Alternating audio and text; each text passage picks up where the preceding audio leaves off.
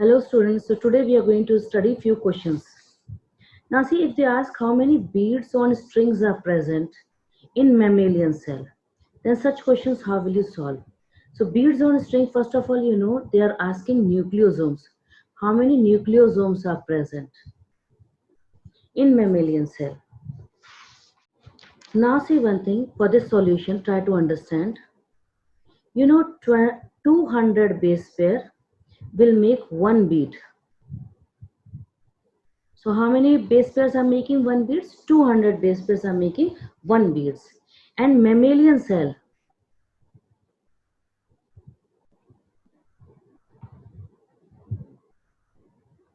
if you know, mammalian cell has 6.6 into 10 raised to power 9 base pair. This is an example taken from the human only. So mammalian cells are having 6.6 into 10 raised to power 9 base pair. So it means we can apply this concept here. Given 200 base pair are making one beads, so 6.6 into 10 to the power 9 base pair will make how many beads? So you have to apply this, and you will be applying this way. 1 by 200 into 6.6 into 10 raised to power 9 base pair. So you will get the answer nearly approximately 3.3 into 10 raised to power 7 beads you will get. So is it clear? So mammalian cell means diploid. We will be considering diploid only. And diploid mammalian cells has these many base pair. So you have to just apply the simple formula by keeping this concept in the mind. Okay, 200 base pair means 1 beads. So I think so this is clear. Let us see the next question. Now in the next question, if they have asked how many hydrogen bonds are present, number of hydrogen bonds. First of all, they are asking hydrogen bonds. Then they are asking the phosphodiester bonds present. And they are asking in the DNA, which is of 119 angstrom unit length with 18 thymine bases. So you have to remember this. Now, if you remember solution, try to understand the solution. If you know 10 base pair means 34 angstrom. So it means we can write this way, 34 angstrom is equal to 10 base pair. So 119 angstrom will be how much?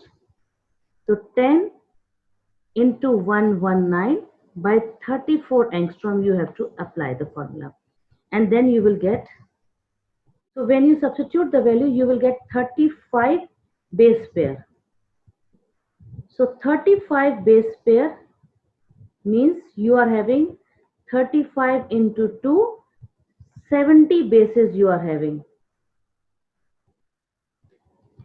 So 70 bases are present, in which they have given you 18 are thymine. So if according to the Chargaff rule,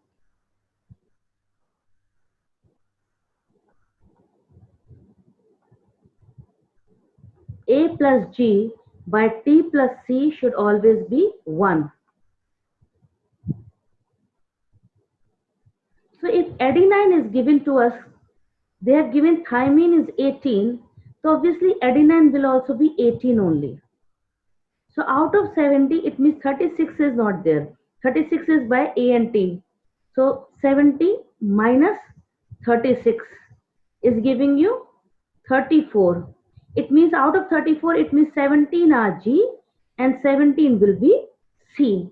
So first of all, you have to calculate how many adenine and thymine will be there and how many cytosine and guanine will be there. After this, if you know, A and T are having 2 hydrogen bond and G and C will have 3 hydrogen bond. So we have to just substitute the value. So 18 are thymine means 18 into 2 will give you 36 and 17 is guanine, so 17 into 3 will give you 51. So total is your 87 hydrogen bonds will be present. So 87 hydrogen bonds are present. I hope this is clear how we have achieved it, because adenine total are 18 in numbers. So we have to multiply it with 2, and guanine are total 17 in numbers, so we have to multiply it by 3. So 87, if you see here, this option is showing and this option is showing us 80. Now, next is phosphodiester bond.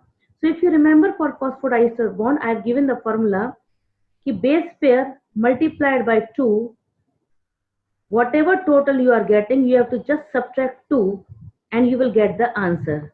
So base pair is total, if you know base pair is total 35 base pairs are there. You have to just multiply it by 2, so you are getting 70 bases. So 70 minus 2. So 35 base pair multiplied by 2 means total is 70. Minus 2 will be your 68 phosphodiester will be there. So this is your answer.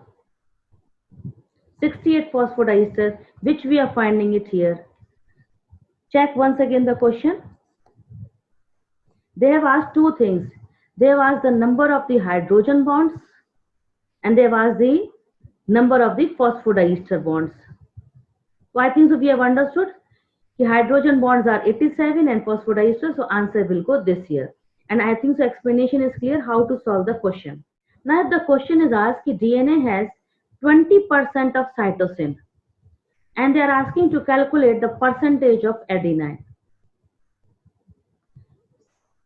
Again you have to apply the Chargaff rule concept here. So according to the Chargaff rule, A plus G by T plus C is equal to 1. Means purine by pyrimidine will be always 1.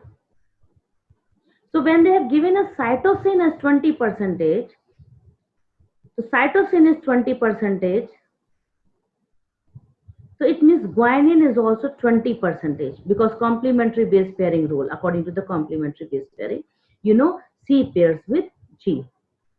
So 40% has gone, what is left? Only 60% is left. So it means adenine is 30% and thymine is your 30%. So your answer will come, if they ask the percentage of adenine, your answer will come adenine is 30%.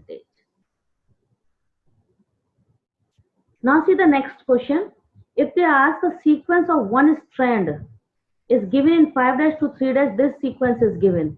Let us write once again. In the 5' to 3', they have given us A, T, G, C, A, T, C, G. This sequence is given in 5' to 3', and they are asking the sequence in the complementary strand in this direction. Please, you have to focus in which direction they are asking. Now see how to solve such questions. First of all, you do complementary base pairing. In front of A, you put T, in front of T, A, then C, then G, T, A, G, C, and 5'. First of all, you prepare the complementary base pairing. Now for the answer. Because they have asked us in which direction, their direction is 5' to 3', they have emphasized. So you will start writing from here. See what I will do. Check this line. From here you have to start. You will first write C, then you will write G, then A, T, G, C, A, T, and 3'. This is the way how you have to give the final answer. Is it clear? You have to just flip the complementary strand, not the one which is given. Complementary, after doing complementary base pairing, once again, please focus after doing complementary base pairing. Then you just flip that strands. In which direction they have asked, you please flip in that direction only. Because they have asked in 5' to 3', so you just rotate it back and please put it this way. Now see the next question. If they give in the question, the DNA molecule has 200 base pair. They have given us 200 base pair and they are asking us to calculate the number of sugar and number of phosphate molecule and glycosidic bond. So see here. See the solution. 200 base pair is given to us.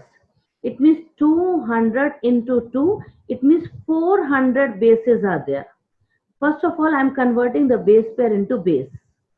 This I have converted. Now, as we have mentioned earlier in the previous videos, see the answer. number of sugar and phosphate, they both are equal to the number of the bases, are equal to the number of base.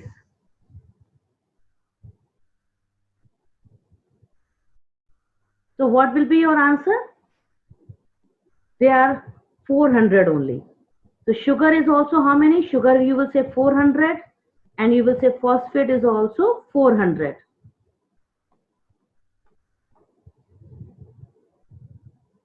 So this is the answer of the A part of the question. Now B part. Glycosidic bond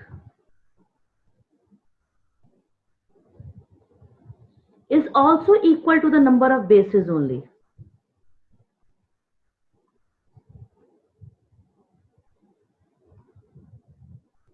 So answer will go again here. 400 only glycosidic bonds will be there.